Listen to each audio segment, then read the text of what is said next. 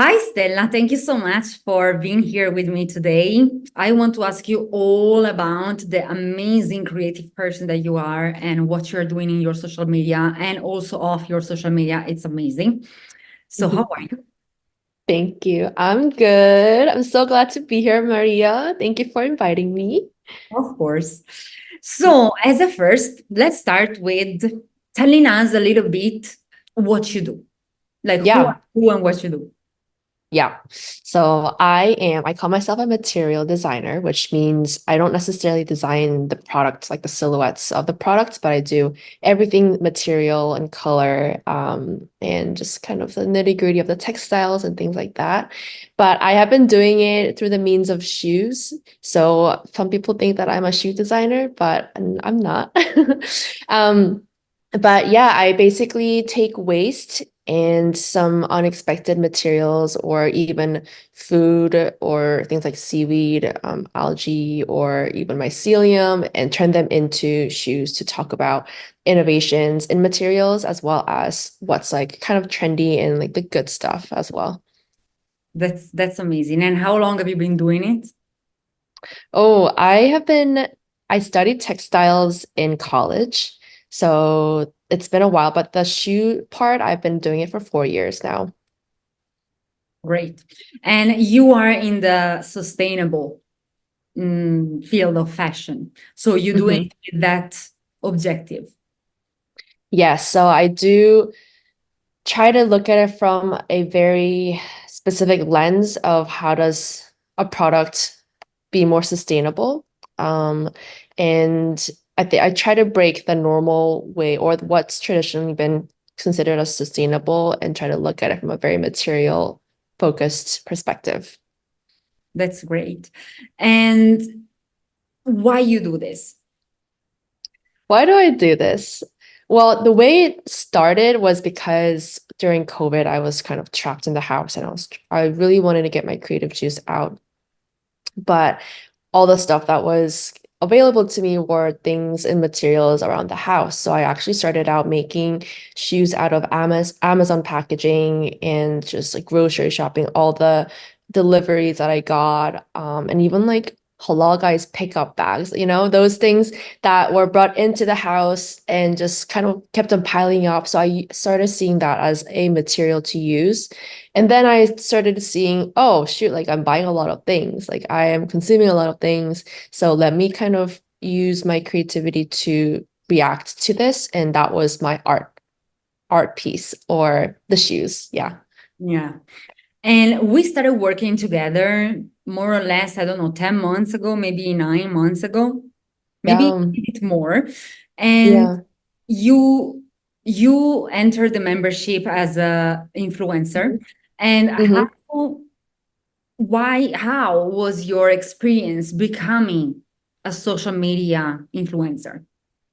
Yeah. So I do have to say and be honest with you that I was quite hesitant to even enter the field of being an influencer or even being called an influencer. It's like a big no-no in the art field or design field to just like kind of go about your way and be like, I'm gonna be an influencer. So but I think what shifted my mind about looking at social media in general was kind of listening to what you had to say, because I like looked through your videos for actually 3 months before I even started committing. And it really changed my perspective on how to look at social media as a tool rather than a platform to get likes or to get praises. Because I think the likes and praises part is so engraved in a lot of artists or designers' minds, and it is really necessary for us to propel forward that was kind of my focus for a long time. But once I realized that this can be a tool to kind of make my work get bigger, not through likes, but like a tool to um, channel different avenues of businesses. Yeah. So I was like, okay, Maria, let me talk to you a little more. Like I want to learn more about this whole concept that is very new to me when it came to social media. So that's why I decided to join and kind of figure it out more in a practical sense. Yep. Yeah. And I remember that you started getting collaborations quite quite immediately. Like after 1 month, you already had your first collab, right? Yeah, it was kind of crazy. So like I'm really bad at making TikTok videos, not gonna lie. Apparently they're okay, but it's not fun for me. It's a lot of work for me. But once I started kind of focusing on creating content around like what makes me happy and like what really truly speaks about me, I think I don't know, like people started seeing what I had to say, but I didn't even have to reach out at that point. It was interesting that they actually saw me first and reached out to me, which was quite cool and validating in a way. Yeah. And then it was like we worked together for a while on private coaching as well. And then you flew on your own. And when was it last month that you told me that you landed two huge brand collabs that were paid? Yeah. How did you approach the whole paid collaboration thing with your amount of following? That is impressive because you have 2,300 followers on Instagram, right? Yeah, So, not a lot. well, it's Um, amazing for you. It's still 2,300 people that are following you, and they are super targeted as well. Because I remember that you always mentioned to me how the people that were following you were exactly the people that you wanted.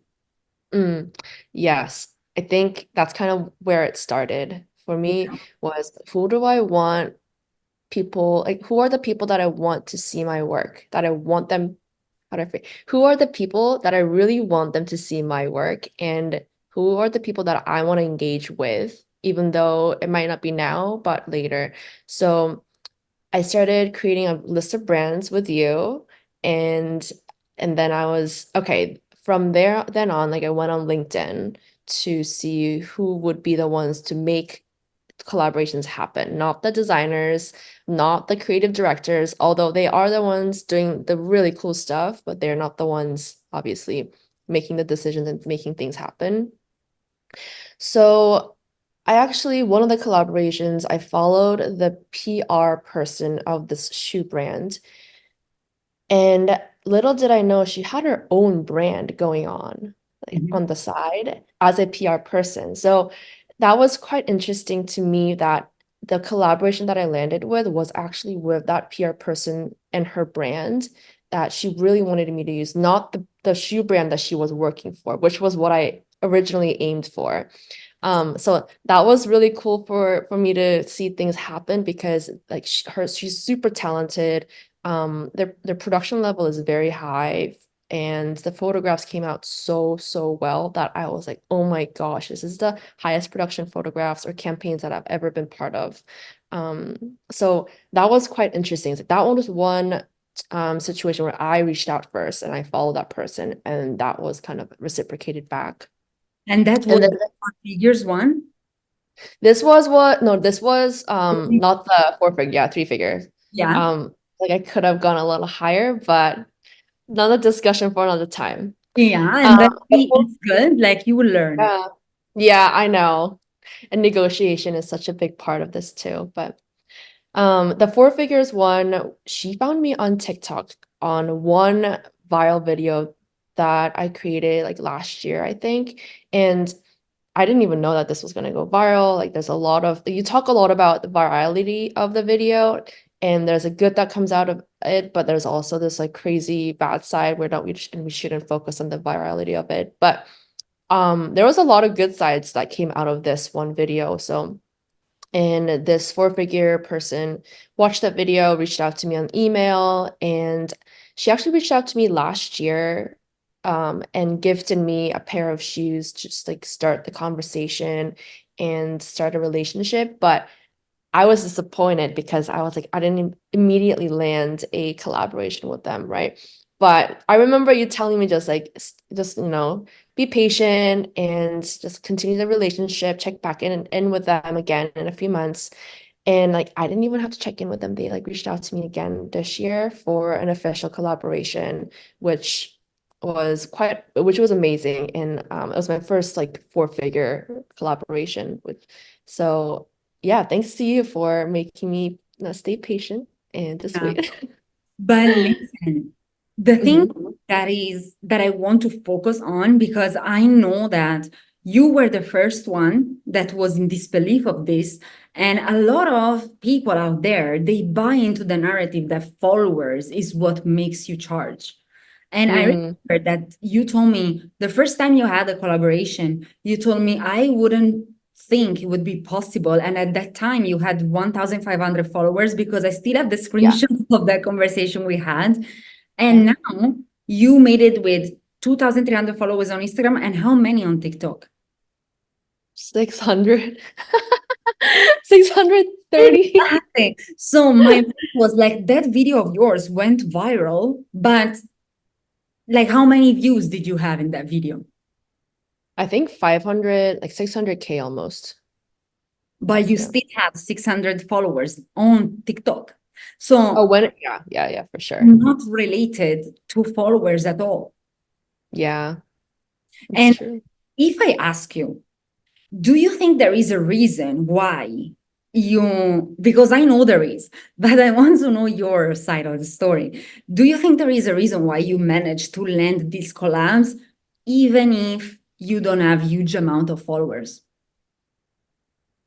Ooh, I think what I've tried to focus on after working with you was really trying to figure out what was true to me, what was important to me, and sharing that with the world, which a lot of the times, or before, I was just posting because I was like, oh, I made this and it's cool and I think you should see it too.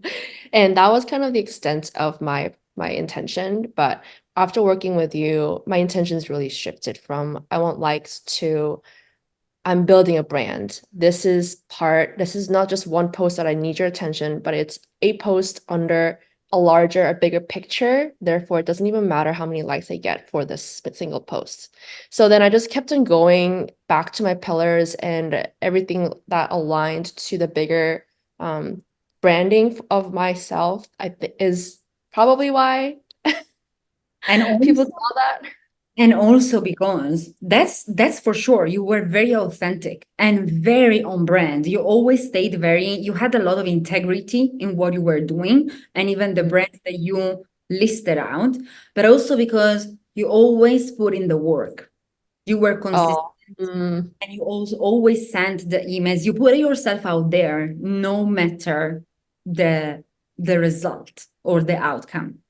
And I think this is something that is so important in this industry. So, mm, bravo, Stella, bravo.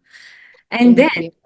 I also want to share with everyone that is watching that you did a small fashion show collaboration, Mm, fashion show, yeah. and now you are doing an actual art show. That's right. Tell us a bit about this because it's still a win for you as a person, and it's good for people to know. Thanks, Maria. Yeah, I am making shoes, but they're also kind of considered art pieces because they're not necessarily wearable. And I have never shown these shoes outside of Instagram before, so I was like, it's time to kind of have a space and show it to a bigger audience. So for my solo show that's coming up on June 28th in San Francisco, I'm actually collaborating with food designers as well that are my friends from New York. So they're gonna be designing placements and display of the food as part of like consumption and consuming, which is like the whole theme of my show. And then my reaction to consumption will be these waste shoes that I made out of waste. And then there's like a third portion that is about biomaterials, like looking into the future and kind of what do we do about it now? Now that we've learned about consumption, you know? So that's kind of like, yeah, what it's going to be about. And the runway show that you collaborated with, Yeah. So that one was a collaboration with a fashion designer. So she did all the garments and I did all the accessories, hats, bags, and shoes out of the scrap pieces that she made. And yeah, it was like my first time making wearable shoes. So that was really, really cool to see them on foot, on the runway, on the models. We had such a good time. So, and it was also during Climate Week, San Francisco Climate Week, which is really big here. And that was a lot more meaningful than before. It's like first time doing a lot of different things. So well, I am super happy for you. I'm proud, of course, from a side as well. thanks to you. Good. So where people can find you? Oh, people can find me on Instagram at Stella Harry, like Harry Potter, Lee, Lee. And I don't have a big presence on LinkedIn, but it's there. Mhm. And on And TikTok. then and Uh-huh. Same. TikTok, same thing, Stella Harry Lee. And then yeah, there's a website, but you'll find the website on Instagram. Yeah, on the bio. On the Okay, bio. Stella. Then thank you so much for sharing this with us. I think you are an example for everyone, really, and you are a dream come true for many people because you are the representation that followers do not make the money and do not make the talent. So thank you for so much for being here, and I will see you soon. Thanks, Maria.